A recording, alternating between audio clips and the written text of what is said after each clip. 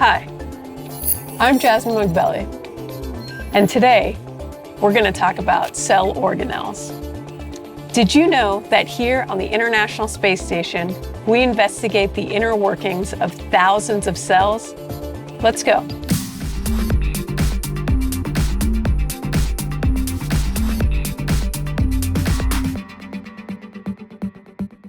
The different parts of cells can be compared to the many parts of the space station. But before we do that, we need to know what cells are. Cells are the basic building blocks for life as we know it. Living organisms can be made up of a single cell or millions of cells working together. Cells of complex organisms have inner parts called organelles. Just like each element of the space station has a specific function to keep operations running smoothly up here, organelles have specific jobs to do for their cell. The tranquility node could be considered our nucleus here on the space station because it contains the life support and environmental controls needed to make the ISS habitable.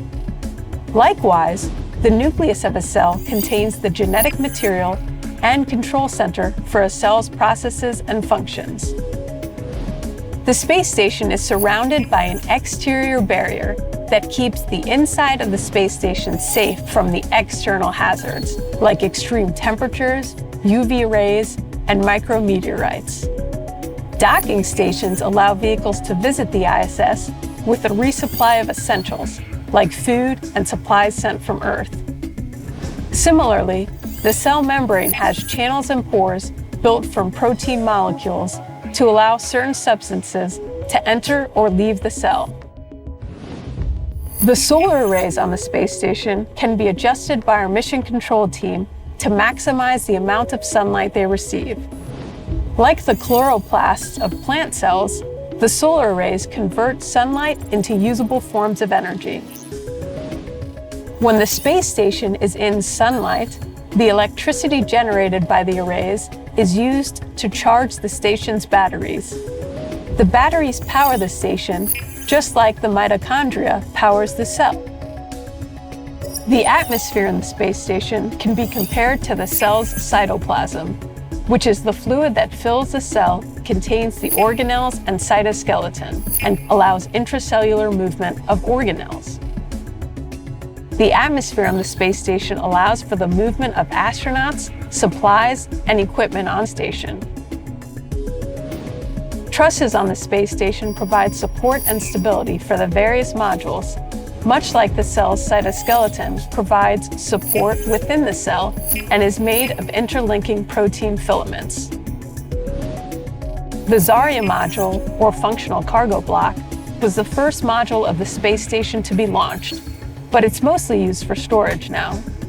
Similarly, cells use specialized compartments called vacuoles that are storage spaces for cellular material, waste, and water. Here on station, we use cargo transfer bags, also known as CTBs, to conveniently store equipment, hardware, and tools. CTBs allow all these loose items to be transported from module to module efficiently, as needed. Similarly, the Golgi apparatus processes and packages proteins in a cell. The recycling system on the space station breaks down waste and enables reuse of critical resources, including water and oxygen. These resources can be difficult to transport to station. Likewise, lysosomes in a cell break down and recycle waste and pathogens for use in the making of new cellular parts. The space station is a unique laboratory that makes it possible to study cells without constraints of gravity.